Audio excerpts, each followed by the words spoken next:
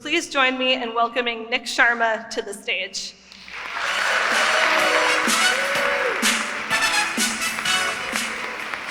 I just want to say good evening, everyone. Thank you for having me here today.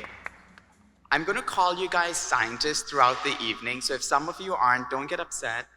It's coming from a good place. Now, what I love about being in this room today with all of you is that I feel that I'm with people who understand that cooking is just not an art, it's also a science, because every time you step into the kitchen, you're basically a scientist in an apron.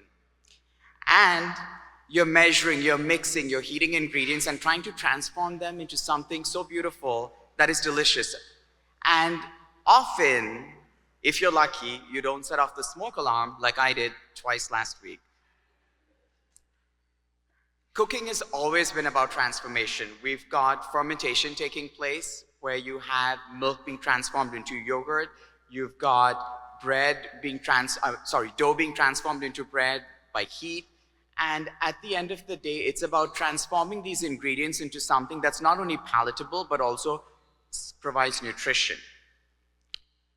What I find really exciting about science and cooking is that not only is it helping us cook better, but at the same time, technology is also changing not only the way we cook, what we cook, why we cook, and if you look at it, that is the essence of both science and cooking.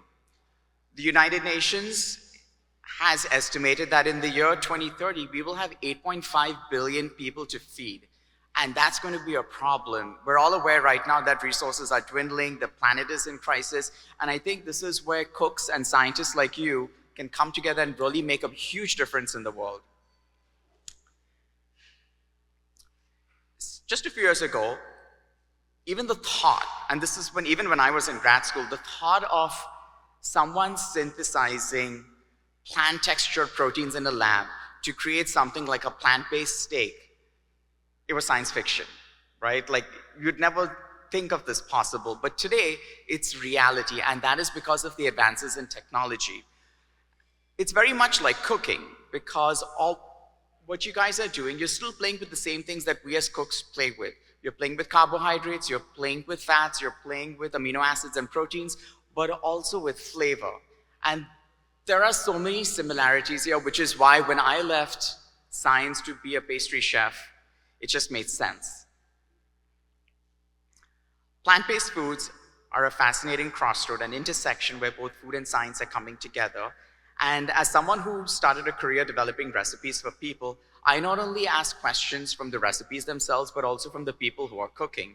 I need to ask them, hey, did you make the recipe? Did you like it? Will you do it again? If you didn't, if it failed, and that, believe me, like as someone who develops recipes, that's the last thing you want to hear, is that the recipe failed. But when they do, you need to go back and ask them, what happened? Can I make it better? And then there are also questions of, was the recipe really accessible? And by that, I don't only mean about having the right tools in the kitchen, but also we need to think about things like socioeconomic status, people who may or may not have all their senses available to them. And I feel this is where flavor comes in. Flavor, we've all been taught that flavor is just aroma and taste. That's the basic definition. Even when I was in, working in a lab, we always spoke about aroma and taste as the two main selling points. But it is a lot more than that. We have to think about the senses like sight, sound, mouthfeel, which is food texture, and two things that I'll get to in a little bit, emotions and memories, which is probably the most difficult thing to deal with. Now, when I was researching my second cookbook, The Flavor Equation, one of the things I decided to do was to ask people who had lost a sense. What if you were blind? How did you approach cooking? If you were deaf, how did you approach cooking? So, because I need to fill that gap if I'm trying to talk about making food accessible. And it was fascinating. People who were blind, a lot of them told me they were paying attention to other things. For one example is the sound that water makes when it drips from a faucet. I spoke to someone who was blind who told me that they could tell the temperature of water without touching it because of the sound the water made when it dripped from the faucet. And it makes sense because warm water is less dense than cold water. It makes a different sound. People who had lost their sense of hearing were relying more on aroma and texture. So the ripeness of a fruit the fragrance, or the springiness of a cake when you press it. And this just made so much sense to me, and I felt, as a recipe writer, I've been taught to tell people, pay attention to these visual cues, but also the more obvious cues like temperature. And I think it was just fascinating that these people were relying on their heightened senses. Another thing is technology. A lot of us, I feel, don't give technology, especially in the food world, we don't acknowledge the role technology has played. Think about the instant digital read thermometer or the timers, artificial intelligence. It's not bad. There are good things to it too. Like you've got Alexa and Siri that can help guide you in the kitchen. My appliances at home, they're all connected to Siri. And they tell me when the oven's open, if I've left the refrigerator open. These are things that people actually find useful, and I do feel this is where technology is actually making people's lives easier. And I feel this is the way scientists like you are approaching plant-based meats in your labs and in your labs. It's a similar mindset. When I worked in a lab, I was working at Georgetown, and my research project was studying metabolic disorders in people, more specifically obesity and sodium deficiencies. And one of the things, which was always a challenge, because I feel people are the most, if anybody is a scientist here, you know, people are the worst subjects to deal with. And they don't listen. And one of the challenges with any, asking people to stick to a diet is to tell them, hey, did you actually follow with the diet? If they did, and some of them do lie, but if they did, why were they sticking to it? And those who didn't, what did they do different? Were they looking for compensation, say, for sodium from somewhere else? Because at the end of the day, the body does try to drive to homeostasis. It tries to come to equilibrium. So, trying to find these answers was just really interesting. And when I became a recipe developer, and I'm sure some of you deal with this as scientists, you have to understand the plant-based product that you're creating. Does it hit the same notes in terms of flavor and texture like its traditional counterpart?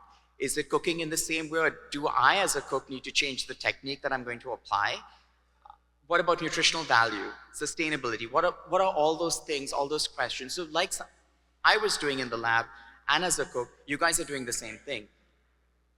And then this is something that I'm coming back to now, is the big challenge. And I feel emotions and memories are probably the hardest thing for me to overcome as someone who's trying to teach people to cook, but also for scientists like you guys trying to teach people to use your plant-based products. I'll give you 2 examples. So the first one is positive association.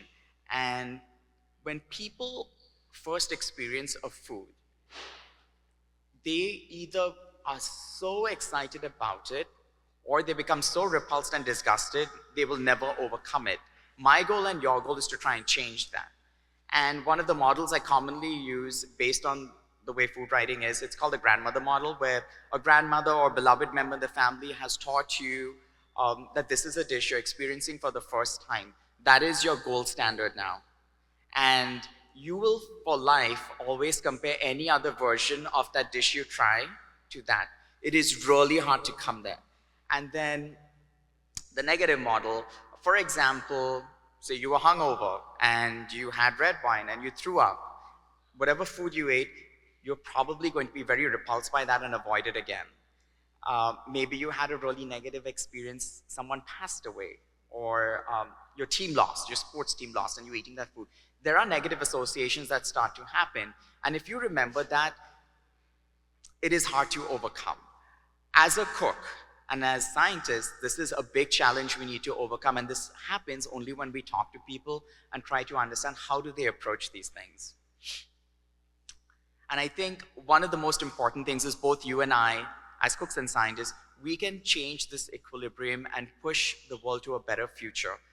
Emphasize about sustainability, but also the ethics of food, also the actual spiritual essence of what it means to eat food, and how do we make this available to everyone. And what I appreciate is that there is curiosity, creativity, and a willingness to ask, what if?